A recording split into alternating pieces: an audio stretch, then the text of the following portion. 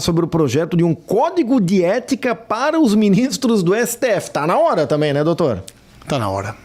Está na hora. A Suprema Corte dos países, né, chamada Corte Constitucional, ela faz o controle de constitucionalidade.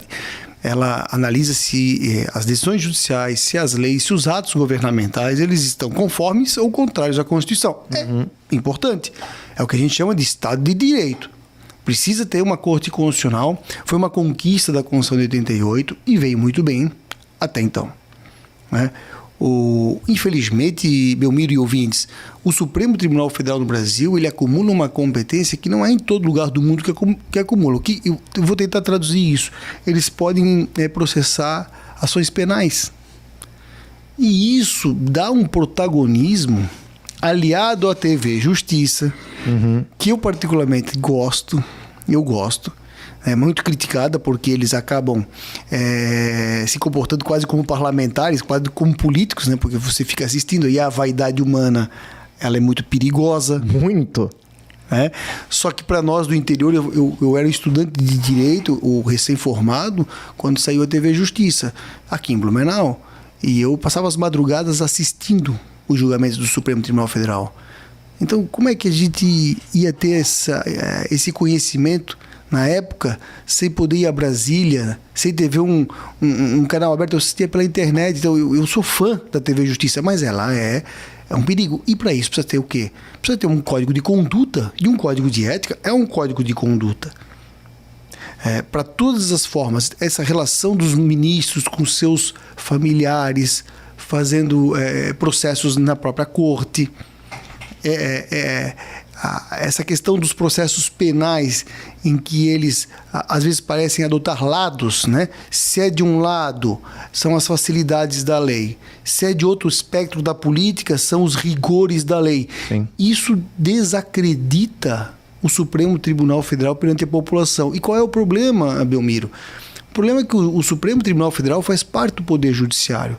E você acaba olhando todo o Poder Judiciário a partir do Supremo Tribunal Federal, o que é um erro. Porque os juízes aqui em Blumenau, os juízes no estado de Santa Catarina, são de carreira.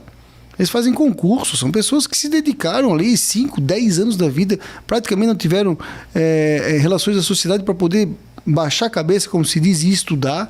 Passaram o interior do estado exercendo aquela alta função do magistrado, que é uma função muito cobrada, muito vigiada, e são extremamente rigorosos.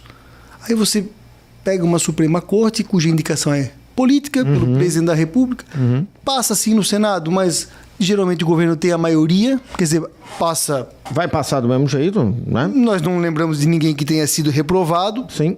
E chega-se lá e nos parece, é o que nos parece, de que eles adotam um lado, né? Aquele que o nomeou, aquele governo dá um espectro do qual ele ascendeu à corte, ele acaba beneficiando e prejudicando e desequilibrando o processo político, né?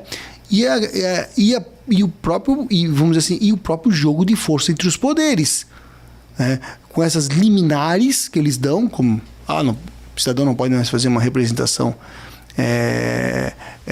por impeachment de presidente, foi uma liminar monocrática de um magistrado, quer dizer, tornando um processo como esse do Banco Master, né, sigiloso, que a gente só pode falar daquilo que a gente lê na imprensa, que o que a imprensa consegue descobrir. Sim. Depois descobre que um ministro tem a esposa com um contrato milionário de honorários, vai aparecendo tudo depois por trabalho da imprensa. Perfeito. Perfeito. Né? Então, o código de ética é um código de um freio de arrumação, seria um freio de arrumação, uma organização de conduta, porque os juízes do Brasil têm um código de ética da magistratura, tem aprovado pelo Conselho Nacional de Justiça.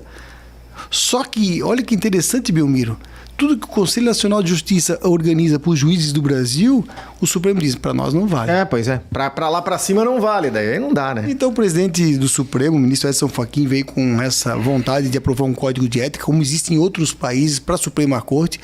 mas vai encontrar resistência, tem encontrado resistência, e é importante que avance nessa proposta, porque, vamos dizer assim, o respeito, o reconhecimento da Suprema Corte é importante a todos nós. Não é importante aos ministros do Supremo, pouco importa o que eles acham desse código.